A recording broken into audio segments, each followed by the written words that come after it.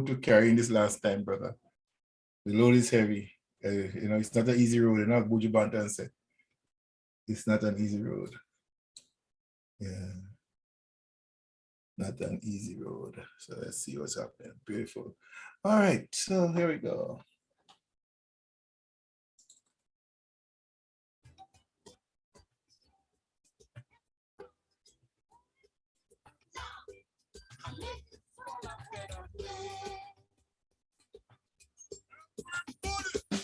What the world needs now, what the world needs now, what the world needs now is love. What the world needs now, what the world needs now, what the people need now is love. What the world needs now.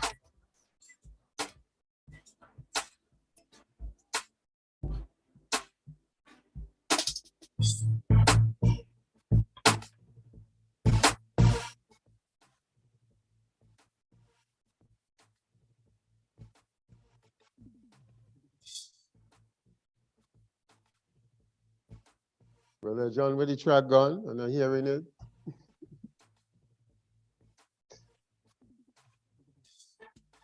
This has so it started off, yeah. We're having a dip with the song, Brother John. Yeah.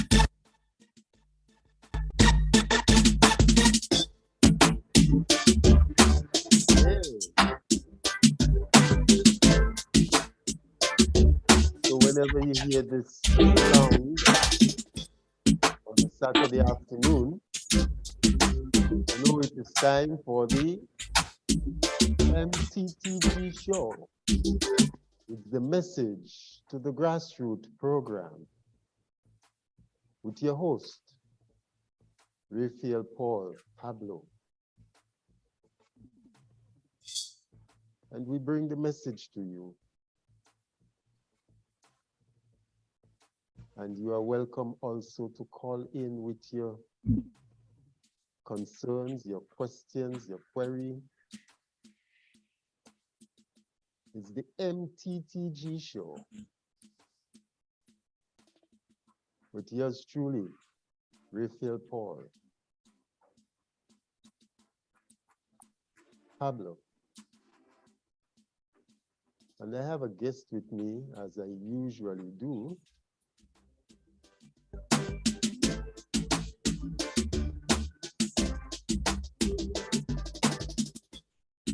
Brother John, is the link already live? Yeah, yes, we are. Where is the link being shared right now? You said on YouTube, Facebook. Facebook. Yeah. And anybody who have Facebook, yeah, Facebook. which of the Facebook platforms are you using? GemFM.ca.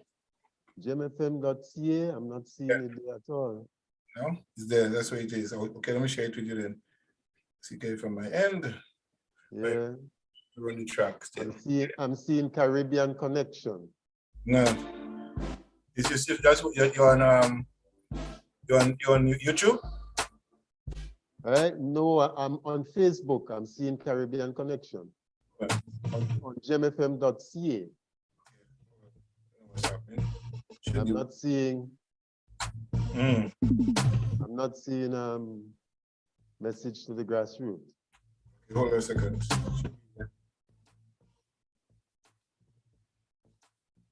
Ready. Hold on a second.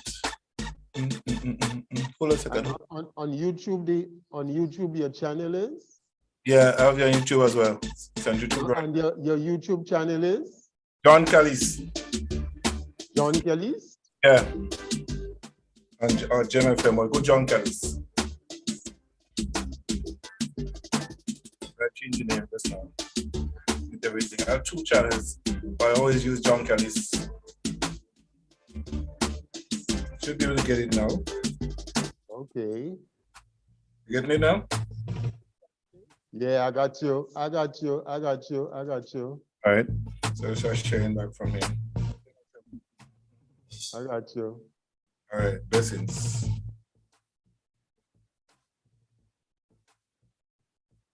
I got you.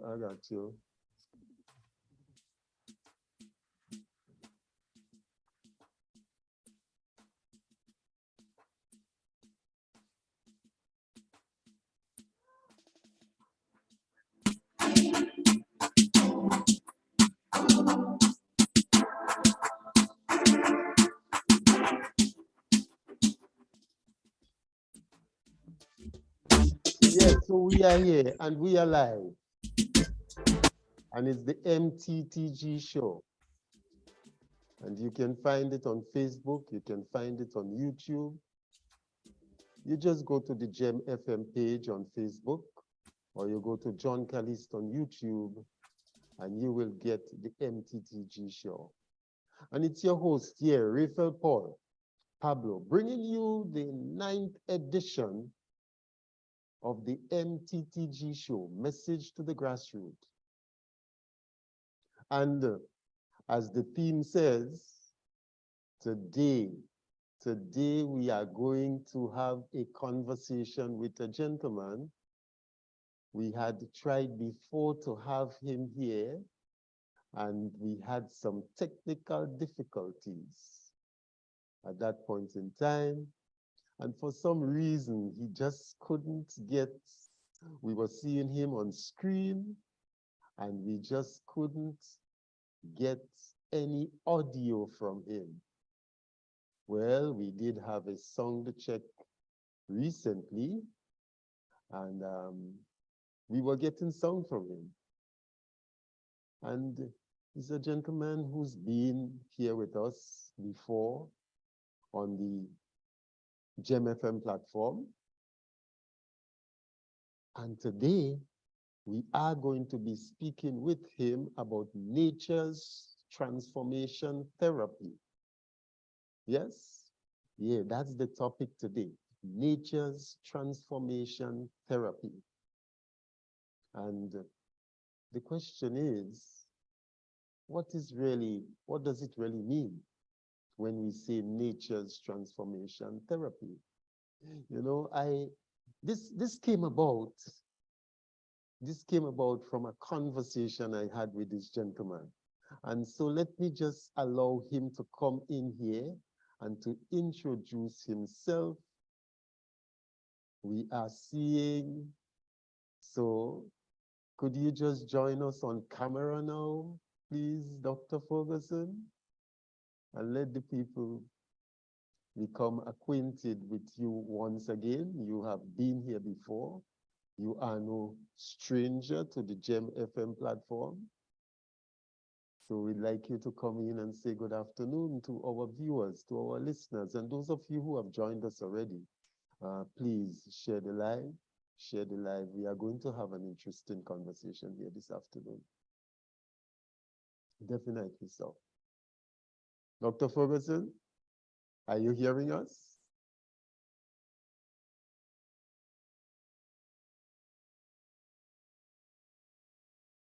Yes. And as the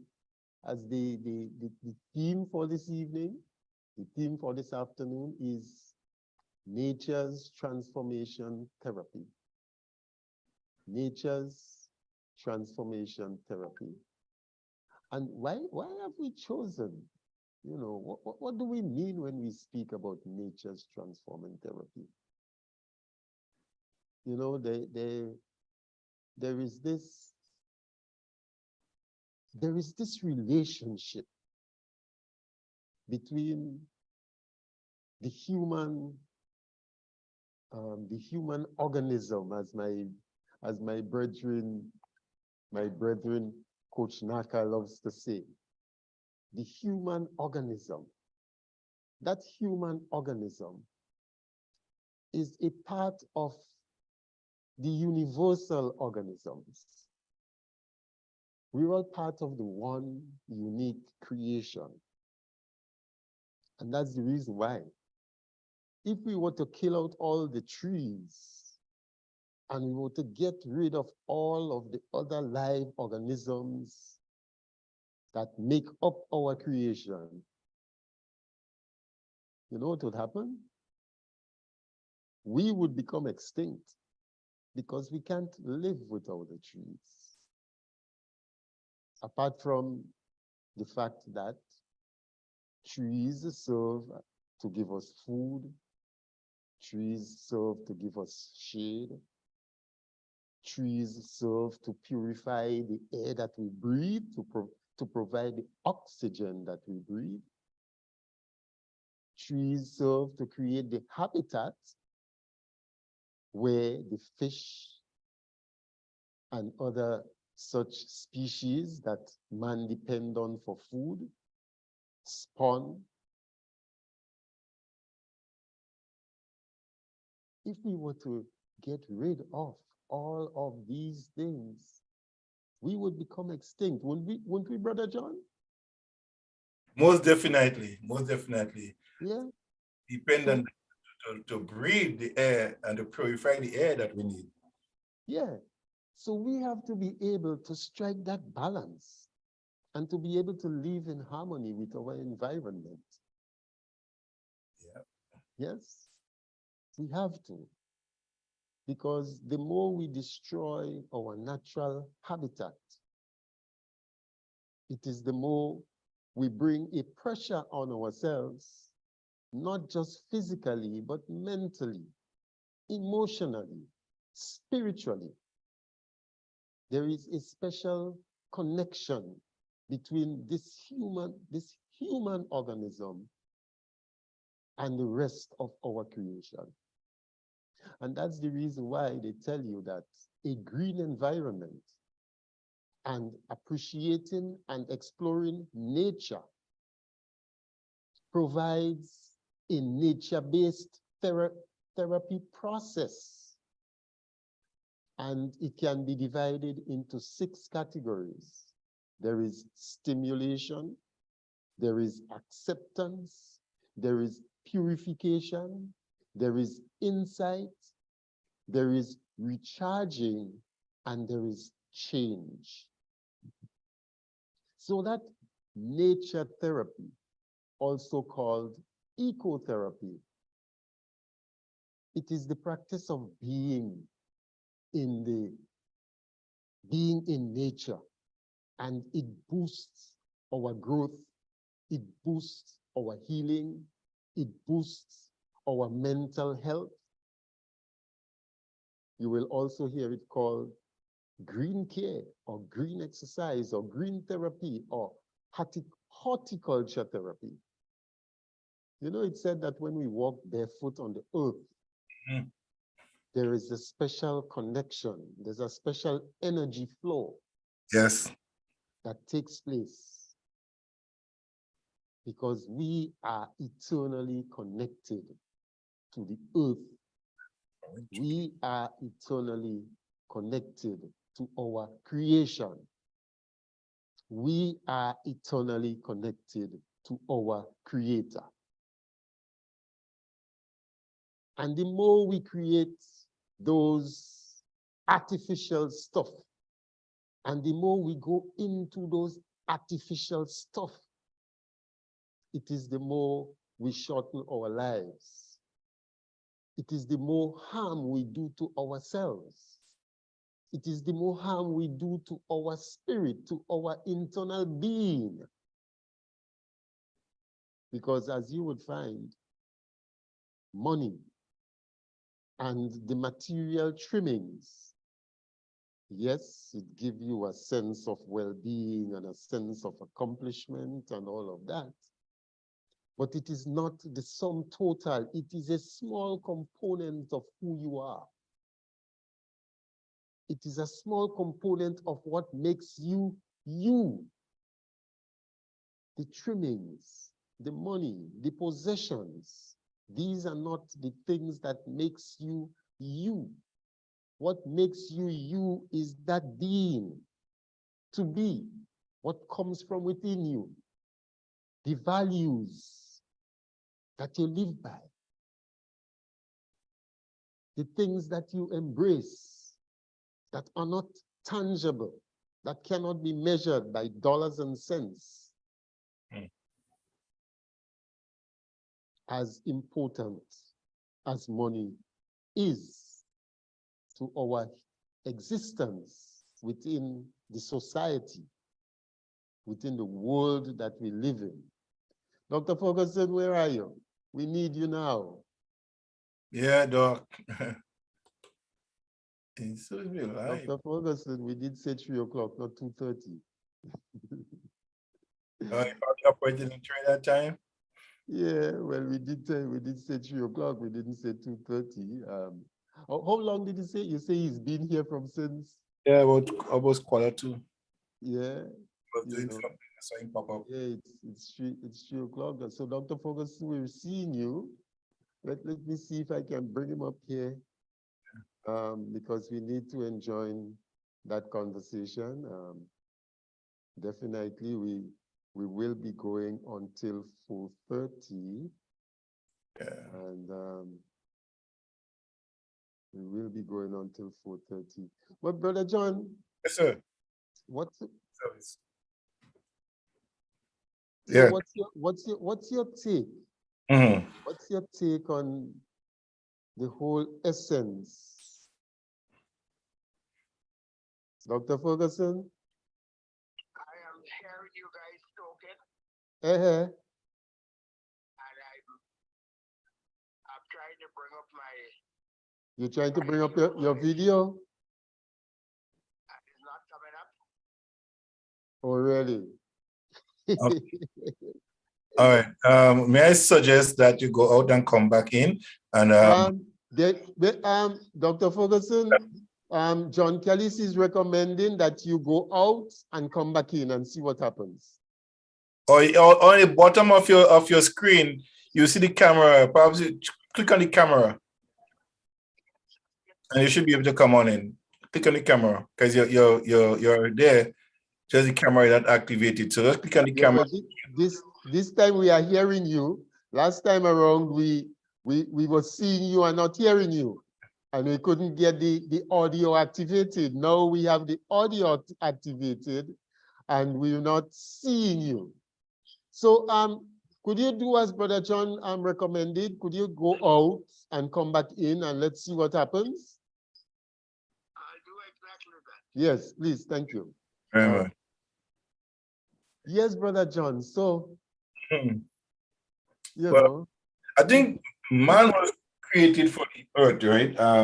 We should be living and using what was recommended for us to use, the herbs and stuff for us to live with and to live in. Man was placed in that position to live in oneness with creation. I think we lost our way when man decided to do things his own way. We think we have a better way than nature to do things, and we just pollute the whole world. For those of us who are nature minded and nature conscious, those who probably may live recognizing that they have to live in unity and harmony with nature. So much so that when we live like we should be living in nature, our lives will be much richer and fuller. I think the distraction of modernization has created that level of distancing from reality, nature itself. So there's so many things that the earth produces for us naturally to live by, and to have as part of our livelihood. We depart from that and engage in artificial medication, if you will. Our waters, okay, unmute. Okay, activate the camera now. She is there. Just press the camera button. See, you press the mute button next to it. There's a camera. So press the camera button. Is if you should be a slash against it. Just activate that. Yeah, okay. The song is gonna be good. The camera is next to that, close to that. Are you using your phone or using a computer?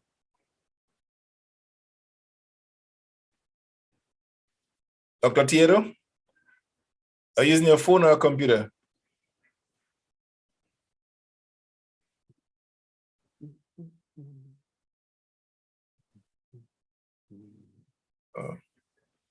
Yes, so I think it's working on that. Hold on, let me see something. Hello. Yeah, chat. Let me see, ask me to activate this camera. It's not showing up on this end.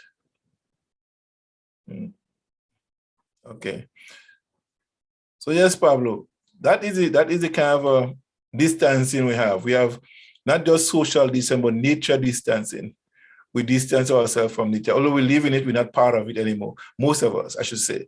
So we become artificial beings. We kind of come out from the natural habitat in its true sense of the word. And everything we do, instead of we take it from the soil, we take it from a tin. You know, we take it from a bag, we take it from some, but nature itself is always there. The things that we take and we sort of purify, we call it, bring it into a newness, is not really doing any good for us than the natural herb. And modern medicine have failed us. Okay, it has totally failed us. A lot of people think when you get one medicine to fix one thing, it destroys a whole lot of organs in your body. You know what I mean? So you take one for hypertension, you have this, you have that, everything is affected in your body. You take a natural herb from the soil and then use it, you're fine.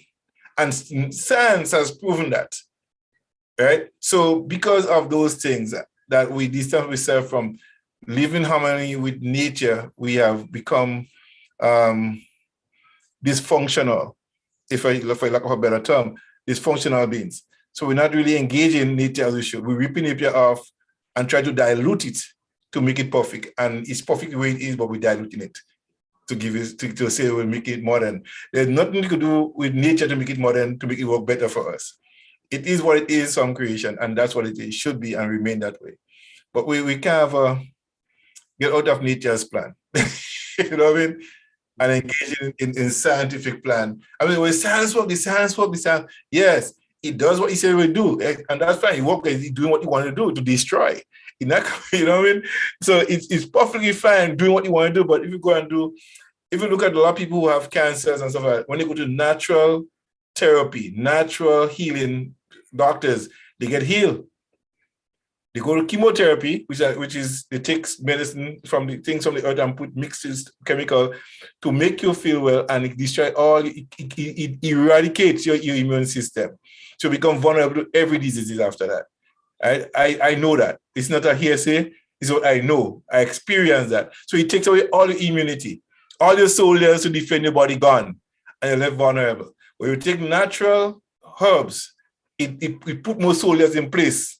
It brings up the special forces to the front to defend the body against invading forces. And that, my friend, is what you call dysfunctional nature. You know, it's interesting that many of the chemicals, many of the pharmaceuticals that we use for treatment come with some sort of side effect. They do. There's always some sort of side effect. So you may go to the doctor and they give you 5 or 6 different types of medication. And 2 or 3 of them would be to treat the side effects of the other 2. Mm-hmm. Because without the treatment of the side effects, they cancel your medicine. Yeah, without the treatment of the side effect, you may go into some kind of epileptic shock or some, you know, some of them function in body. You may have something. I had an experience one time. A young man who had some challenges. He had been to the mental institution, and so he was one of those patients. Lived next door to me, and so one day I heard him calling out to me. You know, like when you speaking when your tongue is heavy and so. Yeah. So I went across there, and he was in this distorted kind of manner physically, head screwed in one direction, eyes turning and so. And I asked him, I said, well, what's the matter with you? He said he took his medication. Wow. So I didn't know what was happening. So I went on the phone and I called the place and I said, well, listen, I told them his name. I say, he's one of your patients and look at what is happening with him. And you know what they said to me? He took one of the tablets, right? And he's supposed to take them together, right? So because he didn't take them together, he was in that state. Wow. He was looking like he was going to have a heart attack or something. Yeah, something like that. Yeah, and when he took the other one, Mhm. everything was all right again. Wow. Isn't that crazy? Yeah. Isn't that crazy? Yeah, I'm telling you, this is something I personally experienced. So Well, without the other tablets coming together with this one, I mean, he it, could have died, it's like you know? it's like the glue they make. You gotta make it compound and put them together for it to work. You know, even like body filler for a car. If you just take the grip pan and just place it on the car, it wouldn't hold. I put the red you need to get it to hold, right? And so that's what they calculate everything to view. But at the end of the day, something is getting affected. Yes.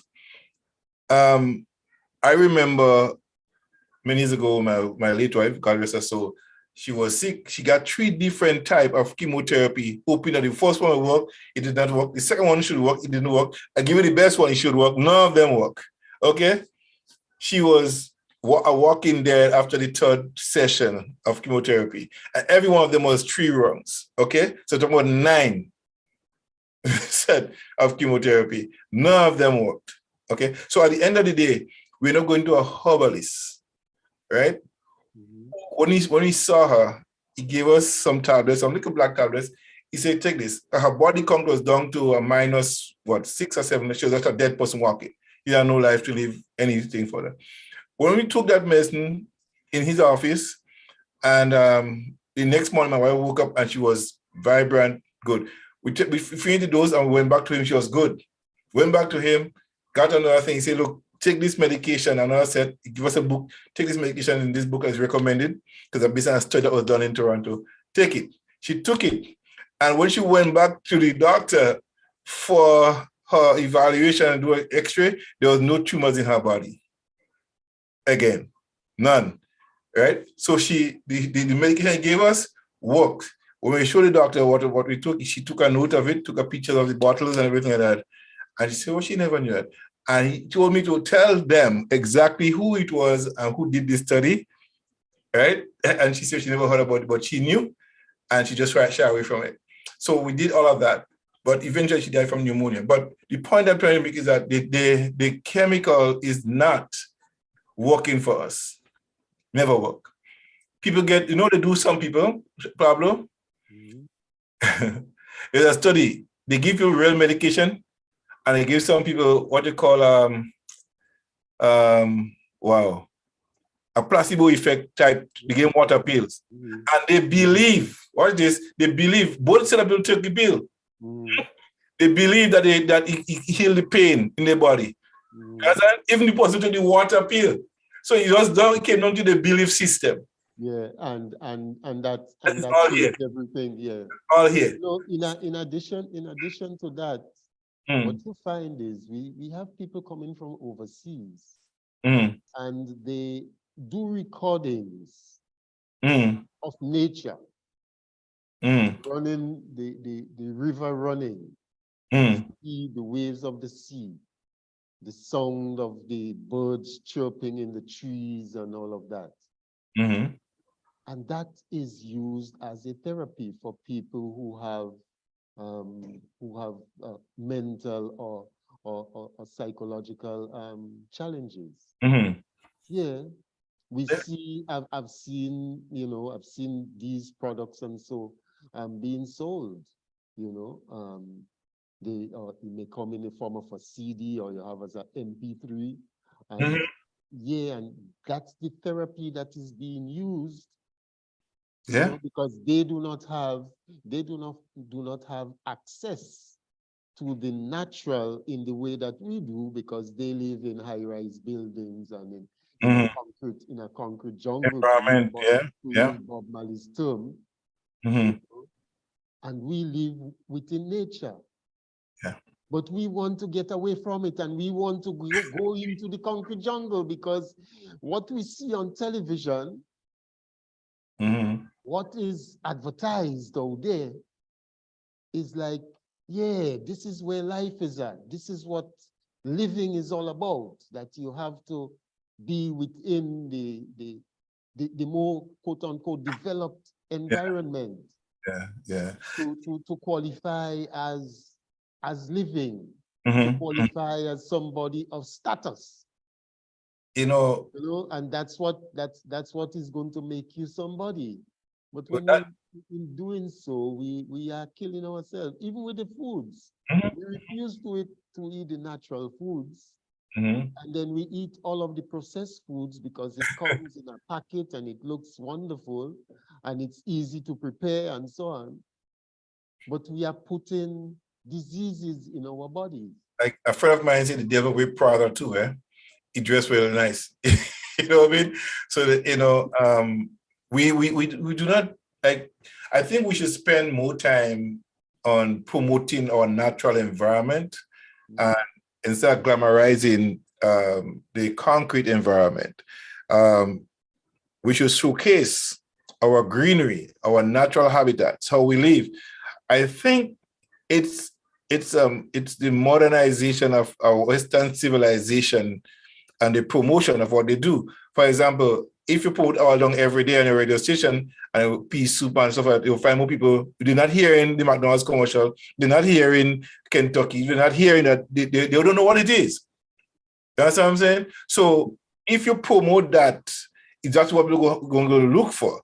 They hear that in Guelph there's a fish place in Guelph. They sell soup, all different kind of fish, all kind of breadfruit remedies. You could go there and get all kind of food from breadfruit, and that is what they've been hearing on the radio. They hear no Kentucky, so automatically Kentucky shutdowns, right? So what you hear, what you gravitate to. So we get we get this North American vibes parading on our radio and TV station all the time. So guess what we do? We gravitate towards that. We think our image, and even image, we think images, and with all this makeup people put on the women put on their face, it's a good thing for them. It is women okay? No, it's not good. Don't do it. You can look, if you look at the description, the ingredients, it's not good for your body. It just make you look good by killing you. You know what I'm saying? So the whole idea of promoting the wrong thing to people, they believe it's the right thing, you know. Brother John, Mm. Brother John, I'm getting a little concerned about Dr. Ferguson. Dr. Ferguson, can you hear us? Dr. Ferguson? Hello? Wow. He should be able to speak. He's unmuted now. He unmuted his mic.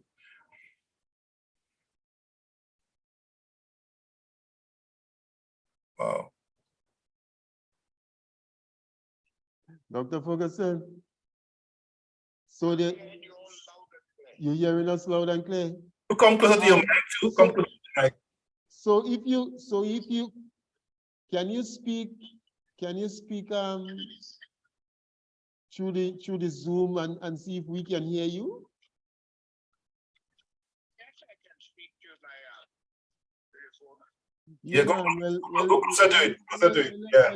Let me just talk, man, because if the how you call it and coming on, I Yeah. don't know. I do not know what is happening here.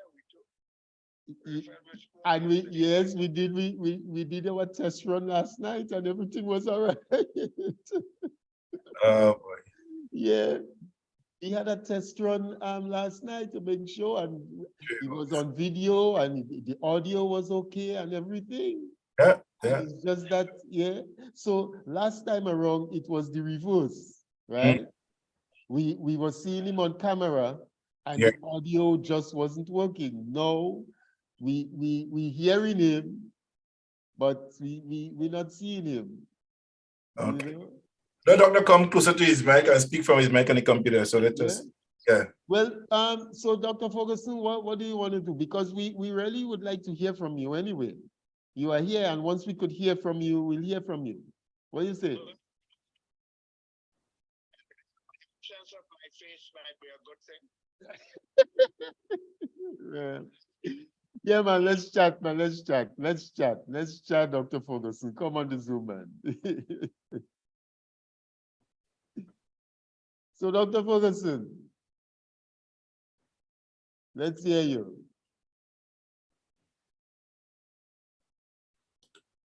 And for those of you who don't know who Dr. Theodore Ferguson is, Dr. Theodore Ferguson is a Guelph man. He's a man from the the tongue that never sleeps, the fishing capital of Grenada. And he's based in Trinidad. He is the brother to Mr. Aldwin Ferguson, who lives in Mount Nesbitt, produces honey, has been involved with the fishing cooperative in St. John, the fishing cooperative that is building is very special structure involved now to take care of fishing business in the community. The fishing cooperative that is now involved in export of fish and has a top-of-the-line facility at the fish market. They had one that functions at very international standards, and you can't just walk inside of that place so you have to be properly sanitized and properly attired in order to step into that environment. So this is the brother of Mr. Aldwin Ferguson. Lives in Trinidad, and those of you who are on Facebook, you can just put in Theodore Ferguson and you'll see him. He's always sharing photos of birds, the birds of the Caribbean. And in particular, you know, it is through him I have come to appreciate why Trinidad is called the land of the hummingbird. Because yes, we have hummingbird. I think we have 1 or 2 species of them, and he will be able to tell you better about that. But the number of different species of hummingbirds that you see in Trinidad is just amazing. And it makes you wonder, what is it about Trinidad that would make the habitat, the main habitat for the hummingbird in the world? Just like we have the Grenada dove, as we call it. He's going to tell you the authentic scientific name for it. But the Grenada dove, it's unique to Grenada. What is it about Grenada? And the Grenada dove, it's said that not many of us have seen it in real life, because one, it is one of those endangered species, and 2, it doesn't make itself, its presence. It doesn't put in like how you see the ground dove all over the place. You know, the Grenada dove is not like that, and probably because of its endangered status. You know, and I've seen pictures of it from that Dr. Ferguson has taken, and he would tell you what he had to go through in order to be able to get a shot of it, you know? So Dr. Ferguson, can we hear you? You're hearing us, but can we hear you? We are not hearing you yet. Good afternoon. Could you say good afternoon to our audience?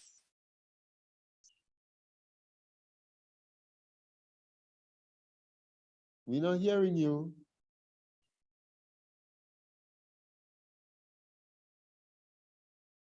So it appears that he is hearing us, but we're not seeing him and we're not hearing him. Last time around, we could at least see him, but we couldn't hear him. And the microphone refused to unmute. He couldn't unmute it. The host couldn't unmute it. And this time around again, we having difficulty. I can tell you last night, we did a test run. I sent him a Zoom link, you know, and we were able to communicate. I was seeing him online. He was seeing me. I could hear him online. He was hearing me. And here we are. I'm seeing Brother John. I'm hearing Brother John.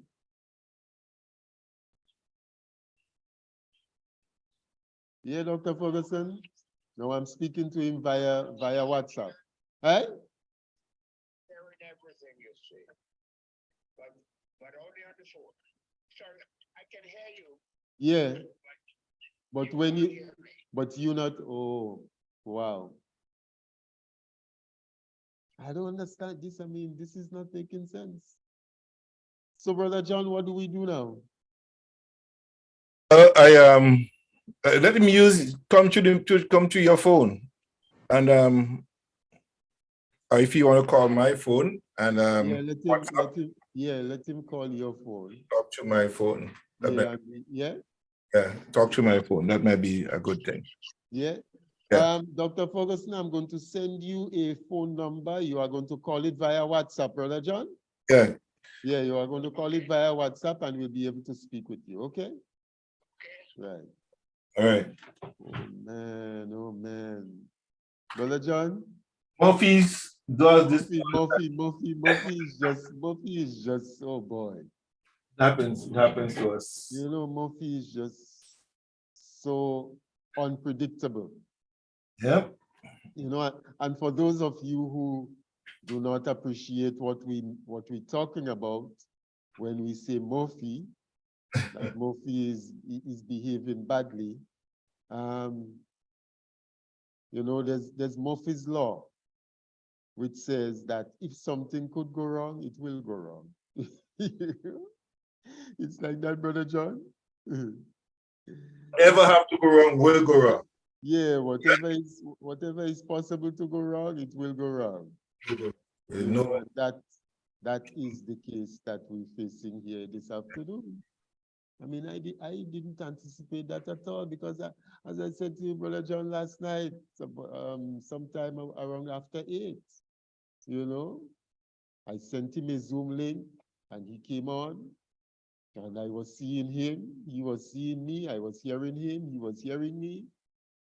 So we thought we had it covered. And here we are this afternoon, you know, and Zoom is behaving like the pharmaceutical, you know? Yeah, Zoom is really behaving like the pharmaceutical this afternoon. You know, it's not behaving like nature's healing therapy. You know? It's not behaving like nature's healing therapy because, I mean, Dr. Ferguson really has something significant to share with us. He's the expert here. You know, I just ask the questions and so, you know, he's the expert. I bring the people who are in the know. Dr. Ferguson. Hello? Dr. Ferguson? I'm hearing it. He's up. He's on. Dr. Ferguson? Yes, Yes. Brother John. Good night. Good afternoon. Are you hearing him, Pablo? Yeah, I'm hearing him. Wonderful. Wonderful. So yeah. So, Dr. Ferguson, Yes. you seem to sound a bit lower than you did initially. So this session that we endeavoring to have, or this session that we planned, it came about as a consequence of a conversation you had with me sometime where you spoke about birds and you spoke about how animals are used as a therapy, and you did make particular reference to prison situations where animals are used as a therapy to change behavior of people who have a criminal nature. And we were having that conversation, because I had never heard about that before, while we were having that conversation, I Googled it and I saw in some US states, in South Africa and other countries, where that form of therapy was being used in terms of changing the behavioral pattern, and and certain tendencies of the human being, of that human organism, as my friend Coach Naka likes to say. Anyway, and you had some specifics in terms of what you felt, certain approaches that can be taken to address certain behaviors in young people that we're experiencing in our community, in our society, in our region, which did not pertain before. And you did speak about certain experiences that you would have had growing up as a boy and how it would have impacted on your mindset, on your thinking, on your values. So Yes, can you, it's can not. you, If you look at the description, the ingredients, it's not good.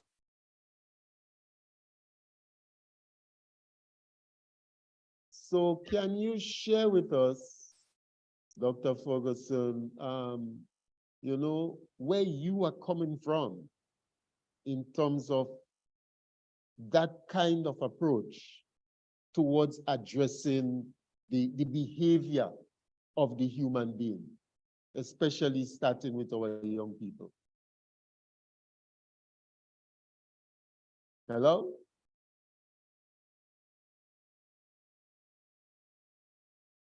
Hello, Dr. Ferguson? Okay, I think I gotta call him because he's not coming. I gotta call him. Let me call him somehow. Oh man. Let me call him, Pablo. Let me call Zoom knows how to spoil a good thing. him. Let me call him from my Yeah, Zoom knows how to spoil a good thing. let me call him from my WhatsApp and see if it will make a difference. Yeah. Dr. Ferguson just called me here.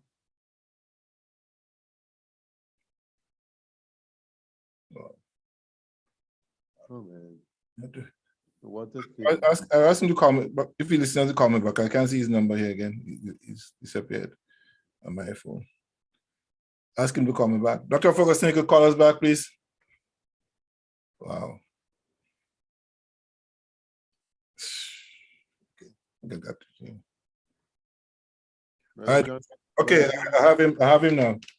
you have Yes, him now? yes, yes, Dr. Ferguson. Yes, Yes. Go ahead. he looks like I'm not supposed to talk to you guys. Are you hearing Pablo? Very low for now. Okay. Can you hear me? Yes, I'm hearing you. That's better. Okay. Go ahead. Okay, Pablo, I heard you a while ago. Okay, great. Excellent summary. Okay. And so let me say that I learned in the last 25 years about the power of nature to keep human beings anchored in their humanity. And anytime we deviate from nature, we have a tendency of becoming less human. And then we display a lot of antisocial behaviors works to the detriment of ourselves and our societies. And I've been looking at the deteriorating situation across the Caribbean with our young people, as we seem to be developing, but I want to put developing in question mark,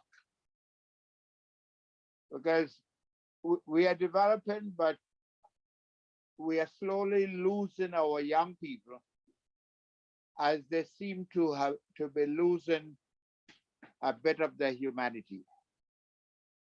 And when I look through the region at the number of young people who are going into prisons, or the number who are committed, number of murders been committed in our various territory, there's a problem. And part of that problem, I believe, has to do with our disconnectedness with nature. Because we are abandoning nature because we think that life is about the bright lights and the parties and the good times of the nightclub and what happens in the hotels and what happens in the cities like London and New York and so on. And I've discovered that many of our young people have very little connectivity to nature. It's partly a problem at the individual level, but it's also a problem at the policy level, our governments. Let's take Grenada. Grenada has taken out or reduced access to a lot of the nature places that young people could have gone to, whether it is to play a game, kick a ball, play cricket. When Queen's Park Savannah, for example, is not as available for people to walk in and just have some fun. Grandance is no longer a place that you can stray into and enjoy the natural environment in the same way that we could have done. And all the areas around St. George's where people could have done some fishing and relax and swim and so on, all of that has been disappeared. The Botanic Gardens is no longer an open space for young people to go to and chill and just relax and take in a bit of nature. So we have crowded the young people out of nature. And that's a serious problem, because what's happening to these young people now internally is that they may be losing the sense of humanity and who they are as human beings. And that may account for a lot of the antisocial behaviors that we are seeing. And this is not a Grenada problem. We see the same thing in Trinidad and many of the other Caribbean islands. We've crowded, or we've taken, or we've reduced access to nature by many of our young people. But in a sense, we're making many of the places that were accessible to our young people, we have determined that these are places for the tourists and our visitors. And we put emphasis on doing things to please our visitors and please our tourists, or to do things that can make money in that sense. But what are the consequences for the people that we have crowded out of those places? Because when you lose touch with nature, you lose touch with yourself. Because nature has powerful tools that reminds us on an ongoing basis about who we are as human beings. Nature helps to keep us spiritually anchored, and it helps us to be more conscious of our humanity. It helps us to exercise our conscience a little more effectively so that we can better determine right from wrong. So, Dr. Ferguson, what then how would you respond to those who say that we are given our small size and our need for development, which they would contend is about our survival,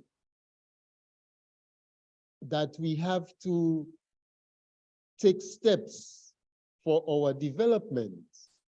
And in the pursuit of that development, it comes at a cost, which means getting rid of some of those natural habitats and those natural assets that we have been used to over the years. How do you respond to that? I respond to that by saying simply, the cost to us, is it a cost that we can afford when a lot of our young people are falling apart, going astray? Is that a cost that we can afford?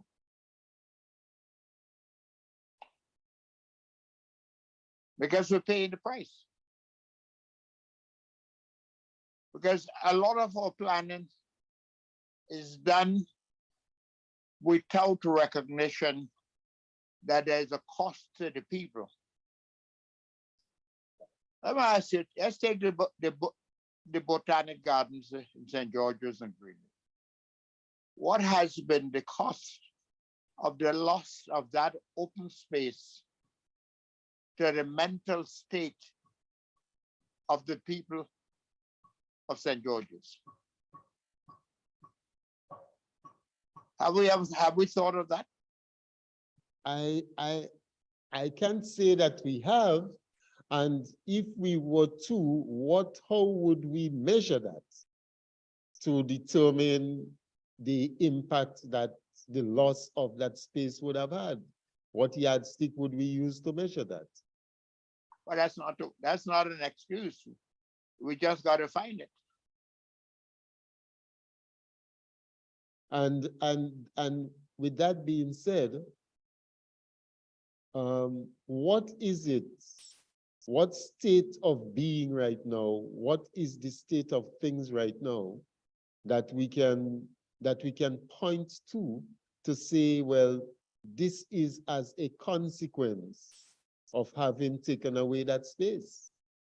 We have to create new spaces to compensate for what we have lost. Let me ask you, has anybody suggested that we reestablish a botanic garden somewhere in Grenada? I believe it's been part of conversations and so, but essentially, what would you say would be that the critical elements to human existence of having a botanical gardens, as against having a government facility where all of the offices and so can be in one unit? Let me ask you, is that the only space in Grenada that was available for that? I can't say that it was the only space, but the people who would have done it would have found it to have been the most convenient one at the time. Yeah, so we sacrifice the people.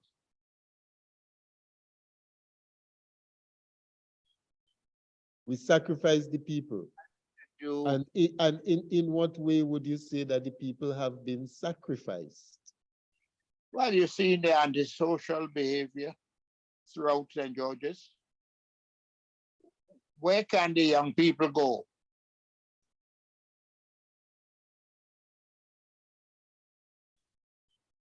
Grandants? That's no longer available. Well, we still have access to Grandins Beach, don't we? This is more than just the beach, you know, So where people can go and hear the birds.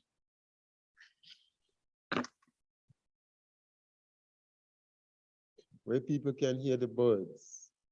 Well, speaking of birds, many of the natural bird habitats have been destroyed. I can tell you, I visited La Sagesse, where there used to be a significant bird habitat for migrating birds during the winter season. I saw species of waterfowls and so that I had never seen in my life before.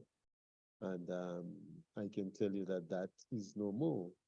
So how significant would you say the loss of such assets is, you know, the loss of such assets is to the well-being, to our overall well-being? How significant would you say that is? But the fact that we have not quantified it doesn't mean that it has not had a significant effect. You know, right now, I'm doing a Facebook page on the birds of Grenada. Yeah. How many people in Grenada do you believe know the birds that we have in Grenada and the names of the birds? No, we don't. We don't. It is not something, back then when I was growing up, there was a greater interest and connectivity to that kind of thing. We are more rural society. Yes, we were much more of a rural society, and granted that we may not have known some of the scientific names, but we knew what was a grief and what was a pekao and what was a sissy, and you know, and a sissy bird and the robin and so on and so forth. Yeah. Yeah, I've discovered that most people, especially young people, have lost touch with nature almost completely. That is true. And that is true. And when you lose touch with nature, you lose touch of your humanity and your ability to manage yourself emotionally. And we're playing with fire, a dangerous game where we are becoming disconnected with our nature, but we expect to be spiritually stable human beings. It doesn't work like that. And I believe that we will eventually wake up to the importance of being in touch with nature so that we can hold ourselves together and keep a consciousness together. A lot of young people are talking about being conscious. And when they listen to music, they want to hear conscious lyrics. If you want all of that, you better have the ability to find consciousness. And consciousness comes from within us. It's not something that you import within you. It's something that you're born with. And nature has a way of helping you to keep in touch with your humanity. And anytime you dilute your connection with nature, you dilute your humanity. And that is one of my big concerns for the future. Because if we expect to bring the social situation under control, we cannot bring it under control by just sentencing more people to prison, or making the punishment harder. That only complicates the matter. And there's a soft side to development that we must never forget. And by the way, a lot of the tourists who come to Grenada, you know, one of the things that brings them to a place like Grenada is to enjoy the natural environment. Because they live and work in big cities and they want to escape it and go to a place where they can enjoy nature and cherish nature. So they come to places like Grenada and places around the Caribbean to enjoy and going to the beach for them is part of their enjoying nature in a different way and so on. But they also want the natural environment in a different way. And we are selling our nature to them, forgetting that our people also need nature just as much. So we have a problem now where most of our Grenadians have migrated from the countryside into St. George's to work in the tourism industry. And where do they end up living? In some overcrowded, very, I call difficult residential neighborhoods, where a lot of the people provide labor to the tourism industry have had to reside. Very uncomfortable places, leaving the open nature of the countryside, where they might have enjoyed the birds and other things of nature, only to come into town to live in those, what I call already shantytown types of development that tends to follow once they come into the what I call the more metropolitan areas of St. George's at this time. But you know, Dr. Ferguson, it's interesting that you make that point, because presently we have our major investment thrust is through our CBI programs. And our CBI programs are essentially geared towards the development of high-end tourism entities, hotels and such like. And the focus on these development projects are not nature driven. In fact, it's about you get rid of the wetlands, you get rid of the mangroves, you get rid of the natural habitats, you get rid of the lakes, you get rid of the swamps and so, and you develop a mega hotel, you build golf courses and so on, because that is supposed to produce jobs and so for the people, which is what the people really want. So are you saying this is that mode of development is doing us more harm than good? Simply doing us a lot of harm. But let me ask you, when the rural community comes to town, and after a hard day's work, and the youngsters want to get a pickup side to go and play a little cricket or a little soccer game, where do they go to? Well, they go on the handset. They go on the Android or the tablet, and so that's where the games are being played right now. That's the modern era. And all of that further disconnects them from their humanity.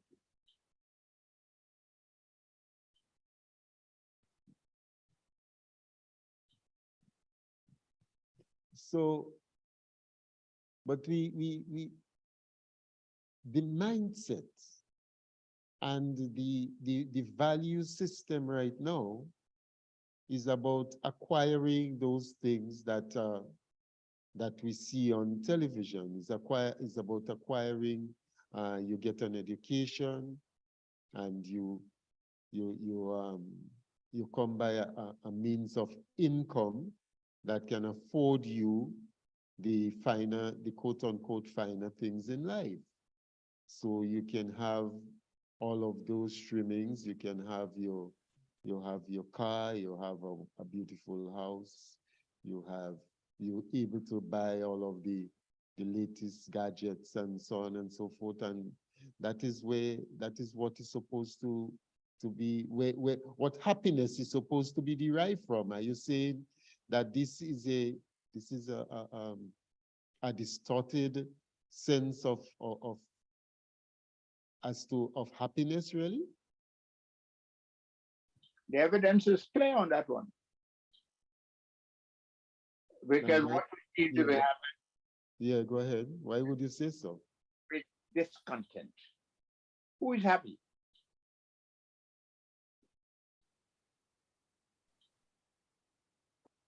Who is happy? The people who are so accomplished are supposed to be happy people.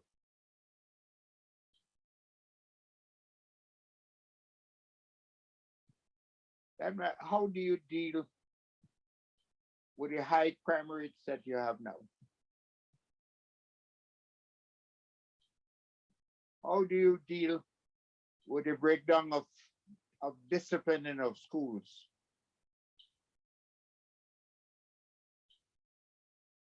Or do you just accept that as consequences of development? Can we find a better way? Can we? I'm hoping that you can advise in that regard.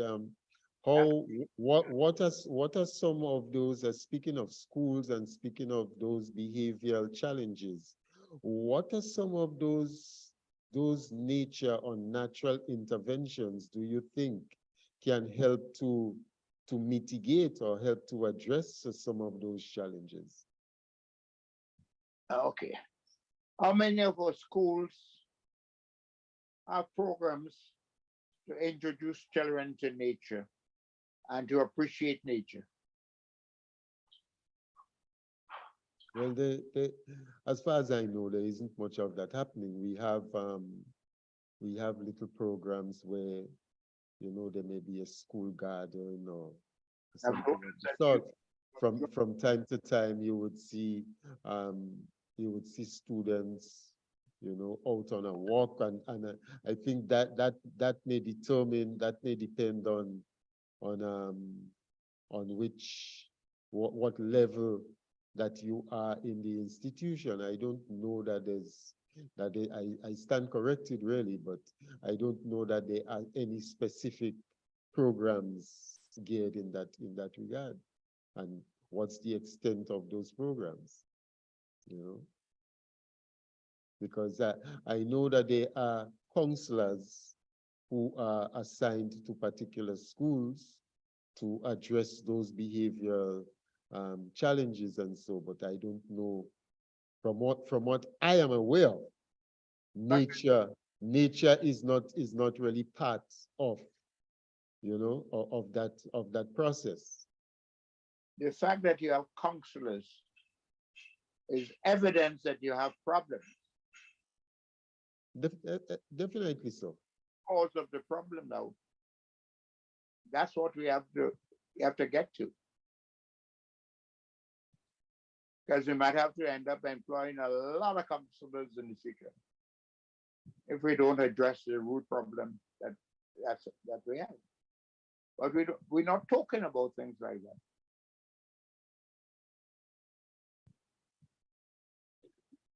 No, really, there's not much of a conversation about these things because that's why yeah, go ahead.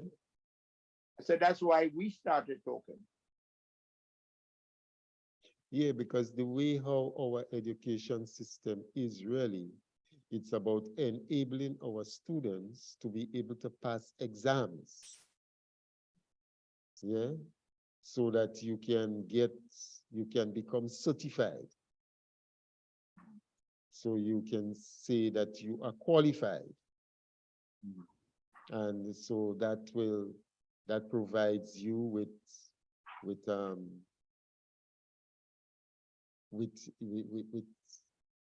a CV that enables you to get a job so that you can, because as the saying goes, you have to get an education in order to get yourself out of poverty.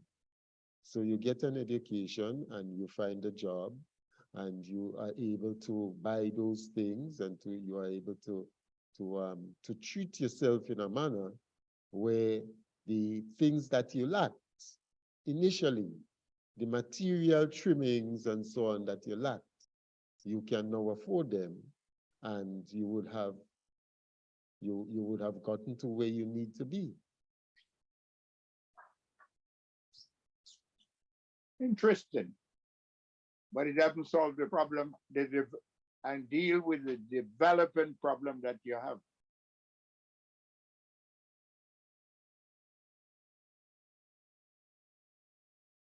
And a lot Yeah, go ahead. could become part of the academic program. Could you repeat that, please? A lot of what you're talking about there Mm-hmm. become part of the academic program. Okay. That being said, what are some of those approaches you think that can be instituted as part of the academic program?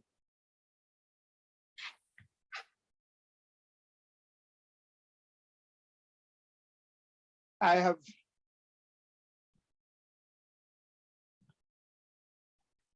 long wondered why we have not been helping our people to embrace nature more actively. Because it is the nature that we are selling as a tourism product. But we don't have to do that by having our people disconnected from that same nature that and everything in life is not just about money. If you go only for money, there's always a big price that you pay. The world today has an environmental crisis because we have ignored the environment, we have ignored nature in the pursuit of money. And we have created a crisis at a global level. But everything starts at a country level or parish level or district level. And we have to get some of these things corrected at the district level or the parish level or the country level before we can deal with the bigger issue at the international level. So we have to begin to rethink the whole concept of development in the Caribbean and the whole concept of how we deal with the environment. The environment is not just about sea level rise, but it's about how we human beings adjust to the changing environment. Because when the environment changes, it affects how we express our humanity. And when our humanity begins to fall apart, and we've seen it before our eyes, then we know we have a problem.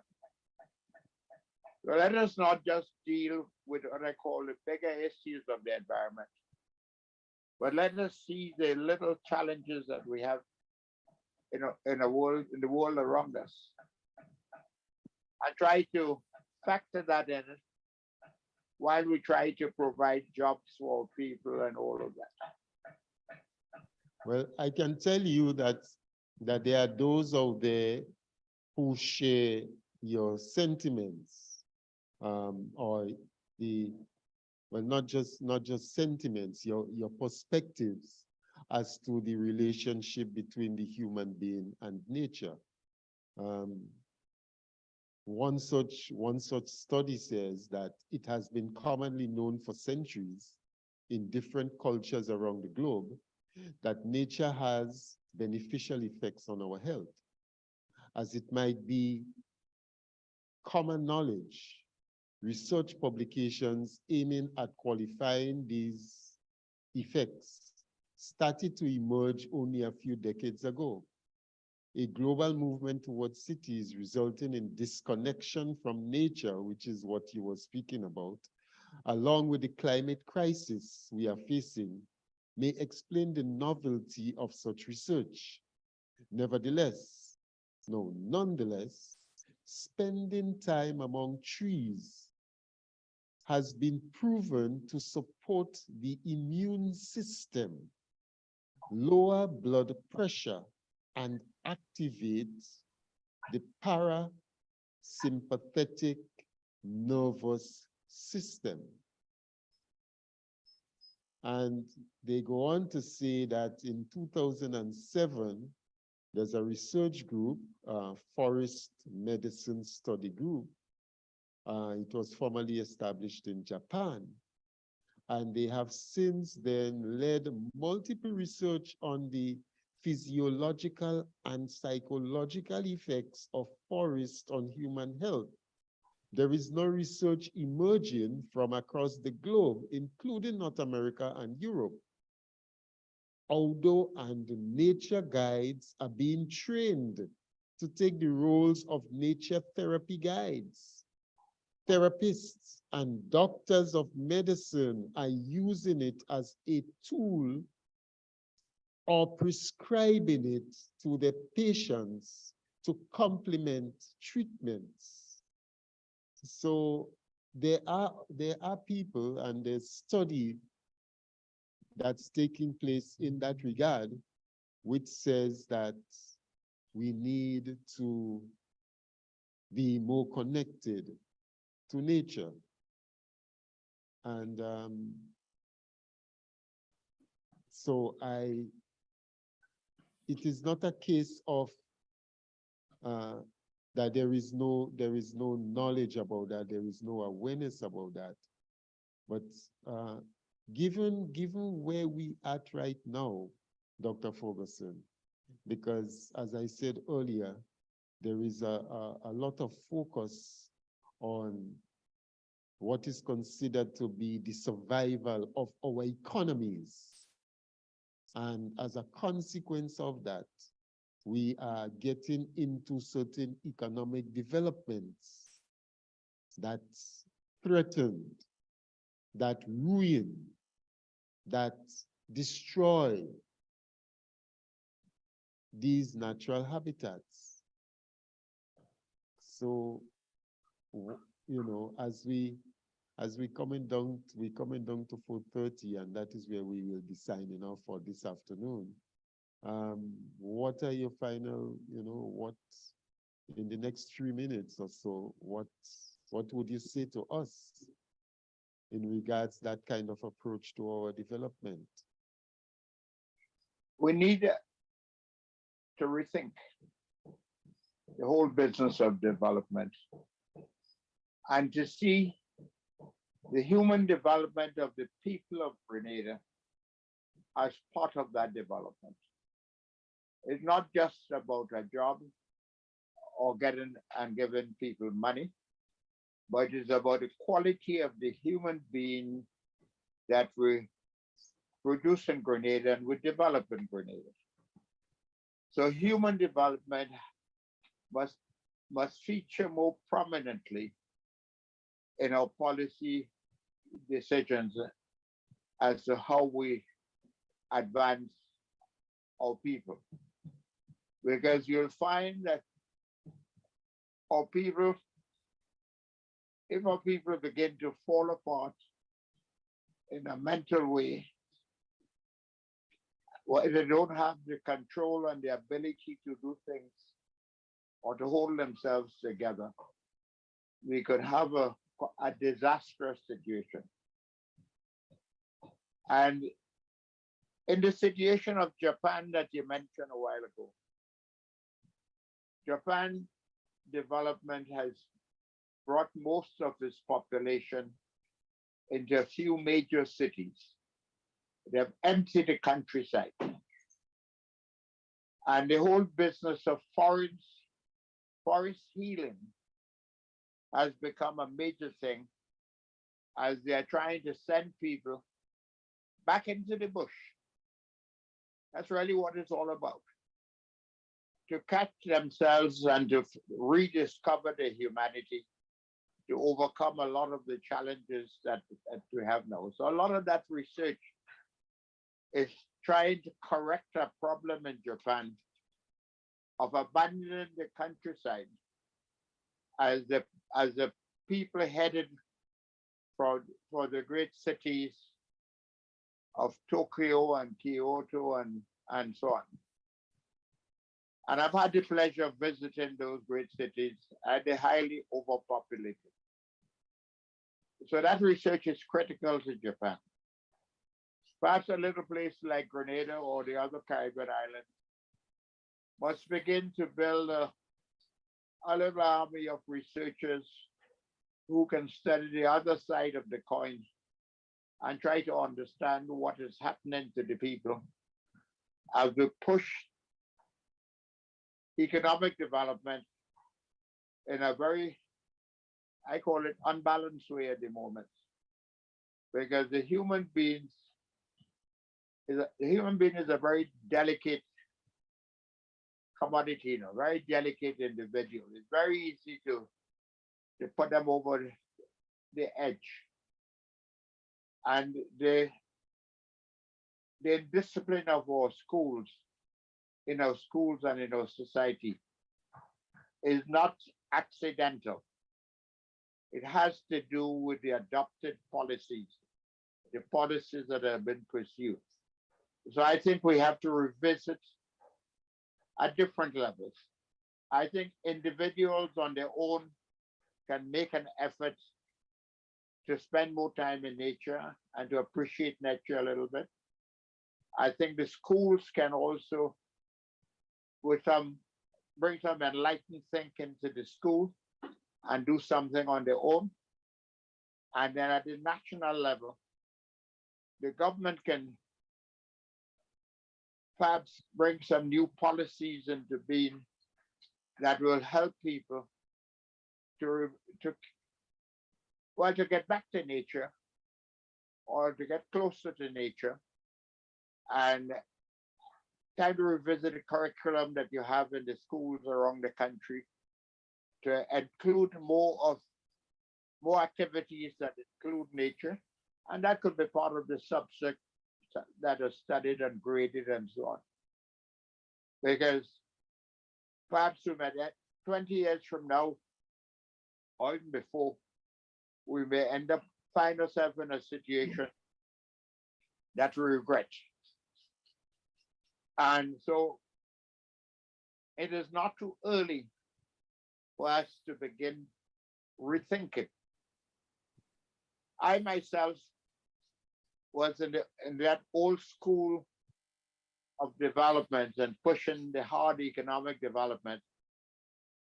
But I discovered a couple of things about 15 to 20 years ago that changed my approach to development continuously and brought me into the world of birds and brought me into getting to understand the power of nature. And in Trinidad, I have an activity I do here now around birds, and specifically hummingbirds. And I want to tell you that 50% of the visitors who come to visit me and look at hummingbirds, they come for the therapeutic benefits of the hummingbird. To relieve feeling good, feeling better about themselves, In fact, we even have a number of medical doctors who send patients to view the hummingbirds and to learn about hummingbirds so that people can live more balanced life. So that is my first-hand experience of working with what we're talking about. And it can make a huge difference in the lives of people. And I would like to see my home country of Grenada get it right as they pursue development. And don't lose sight of the people of Grenada as part of the challenge that we have. And hopefully we can raise a balanced and highly conscientized population who can help bring massive change to this world. Because we can show the world how to do it if we can get it right.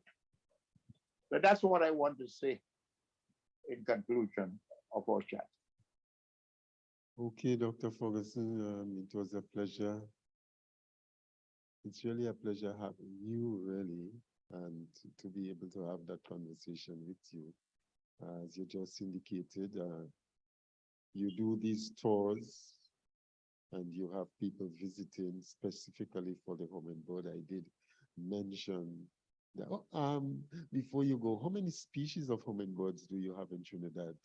Is that documented? We have 19 species. You have 19 species. I wish I have 15 species in my garden. Or you have 15 of those 19 species in your garden. That is why our garden attracts people from all over the world.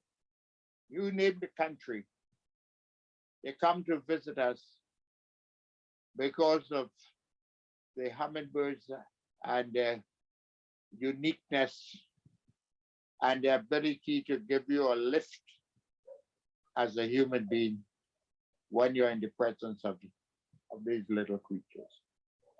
It's as though nature's therapy is concentrated in the hummingbird. Okay. Well, I expect that you are going to be back sometime again, and we'll be able to speak a bit more of the hummingbird and of the tours that you do and its therapeutic benefit. We have established here that undoubtedly our disconnect and our move away from our natural habitat, our natural environment, is having some kind of effect upon our being, upon our personalities, upon our values, upon our outlook and our appreciation of humanity as we know it. And I trust that we shall take on board those findings that are happening, because we usually take our trends from what's happening on the international scene.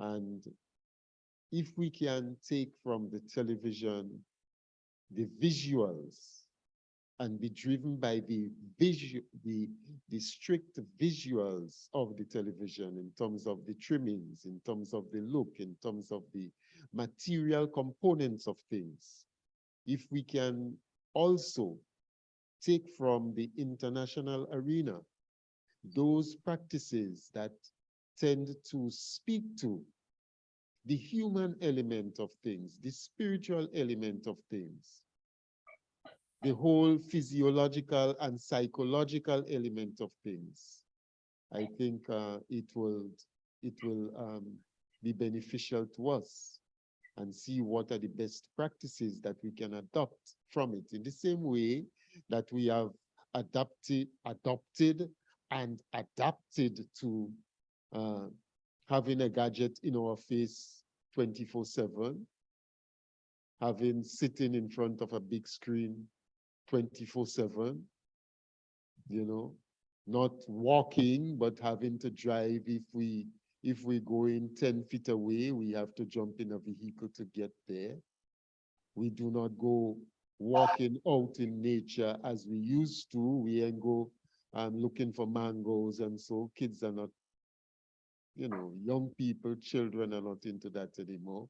You open a can, or you open a bottle, or you open a plastic bag, and that's the extent of your of where you go. We are not into that kind of thing. I remember as a boy growing up, I come home and they're cooking pea soup or callaloo soup and your mouth watering. It's so nice. Now you see children would come, and when they open the pot and they see, well, it's callaloo soup or what, you see their mouth stretch long, so, and then afterwards you see them with a plastic bag and a soda pop, and they are more satisfied with that. Well, we have to learn how to use the same social media to promote our messages. Yeah. Yes, so as I said, I trust that you are going to be back sometime and we can have more of that conversation.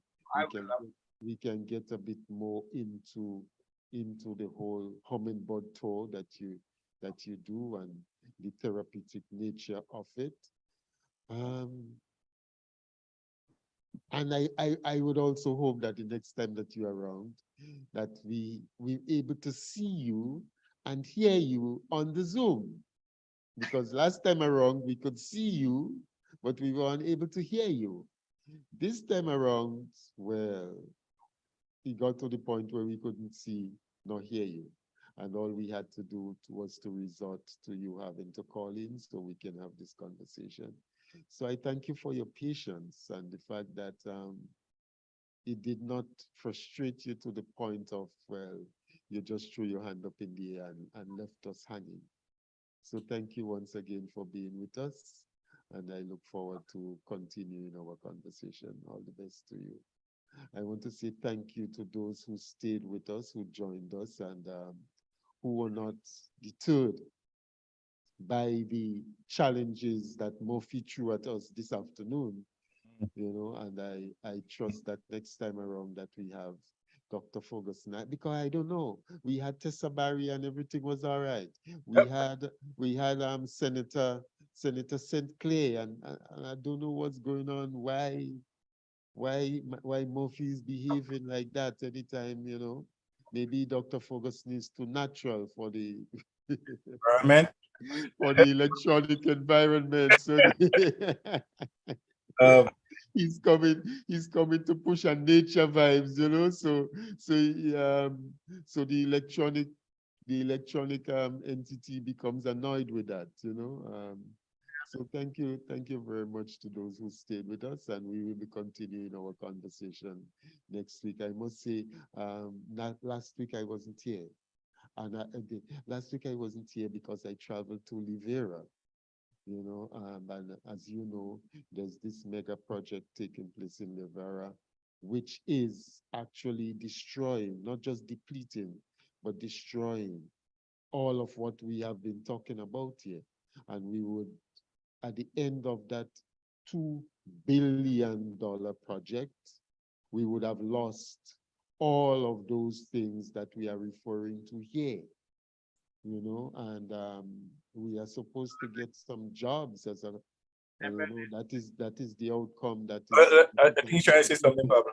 Yeah, Dr. Ferguson. There are some islands in Asia, in Indonesia, but they had to shut them down completely because tourism has so destroyed the environment. They had to give them a chance to recuperate. We don't, I hope we don't end up in that kind of situation. So that's interesting. That should be instructive to us so that we don't go down that road and having to be taking steps to recuperate down the road, because by then the extent of the damage might be so profound, it may be too much of an uphill task for us, given our limited resources. But That's a matter for another conversation. So at this point in time, I say thank you and have a great and productive, enjoy the rest of the weekend and a great and a productive week to all of you I have who have joined us. Yes. have a lot of fun with my toes this weekend. Okay. Wonderful. Wonderful. Brother John. Yes, I've been listening. I have to put an end to here because from here I'm heading to another session. Okay. Yeah. Okay. I was just listening to Doctor. I just want to plug in one thing. I think the end of the Botanical Garden came in 1979. I don't think the youths at the leadership level, at the time of the leadership level, saw that Botanical Garden as an environmental place for us, as a piece of nature. I didn't think that's one of the things. I put about everything else, but I think that part, that era from 79 to 83 didn't focus on that aspect of nature. So that Botanical Garden, that was just cast aside as another government project and not as a development project. As Dr. Ferguson was kind of alluded to, but that era kills that part of nature. That much focus was placed on that aspect of it. Although the other aspect was placed on a lot of different things, that one died there. That was the burial date and time for that. That was killed there.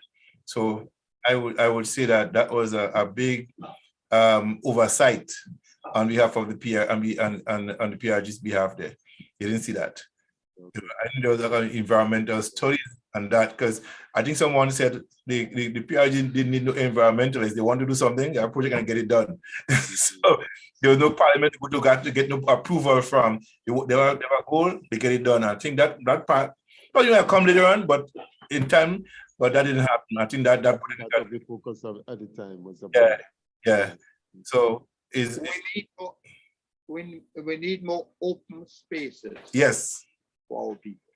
Yeah, I totally agree. Yeah. Okay, so that puts a close on the MTTG show, the Message to the Grassroots program for this afternoon. So bye everybody. Listen. All the best. One love. Yes, yeah. All right. So Pablo, you're on your way up? Yeah, I'm heading out. So I have a 5:30 session to get to. Okay, take your time, man. One love. Yes, yeah. All right. Blessings. Bye to all. All right. Bye, Dr. Ferguson.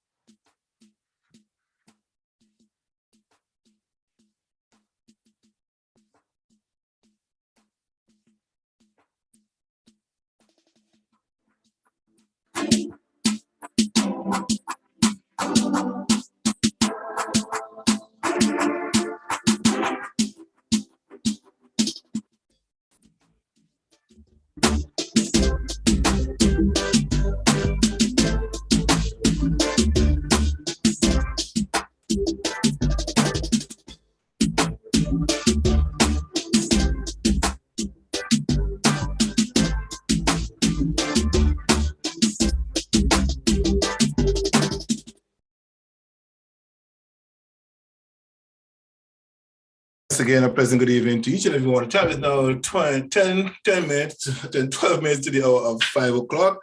And this is where we get to the end of the TTG show, Message to the Grassroots with Raphael Paul Pablo out of Sunset City, St. Mark's. And as it's saying goes, every good thing comes to an end, but it's not just an end, it's the beginning of the other side of the show. So coming up right here, it's another evening of just some relaxing music from way back in time. Hope you could join us at www.gemfm.ca. One love, my people. God bless you and make you a blessing.